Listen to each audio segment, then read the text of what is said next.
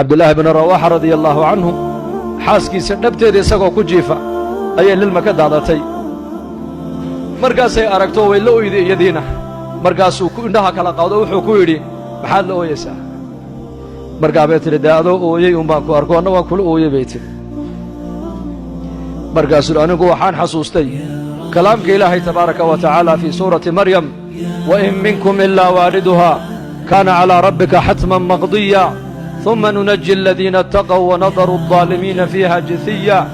anugu waxaan xasuustay qowlka ilaahay uu ilaahay leeyahay mid kastoo ininka naga mida ma jiro, hadduu jirase jahannamo ayuu ku aroori doonaa baa ilaahay yidhi. umma intaa ka dibna nunaji aladiina attaqow, kuwii adduunka dusheeda ku soo cabsooday ilaahay kaga soo baqay waan badbaadin doonnaa baa ilaahay yidhi, waan nabadgelin doonnaa. wanadaru aldaalimiina fiiha jithiya, daalimiintana iyakoo jilba jooga ayaan halkaa kaga tegaynaa baa ilaahay yidhi.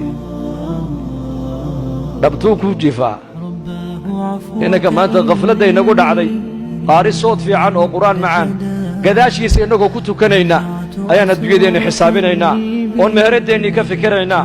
iyakuna xaasaskooga dhabtooda iyakoo ku jiifa ayay jannadiiyo aakhiradiiyo naarta xasuusinayeen. nin sheekhoo maalin darsi marinaya ayaa xadiidkii wuxuu markaa ardayda u dhigayey, waxaad tidhahdaan reerihiinna markaad la galmoonaysaan ducadaa xasuusta nebiga ayaa yidhi akhristee bismi illaah allaahuma jannibna ashaytaan allaahuma jannibna ashaytaan wajannib ashaytaana maa rasaqtana. markaa nin ardaydii ka mid ahaa oo sheekh ahaayoo reero badnaa baa yidhi sheekhow raggu halkaa markay marayaan besinkaba ma haleelaa buu yidhi, iska daa ducadaas.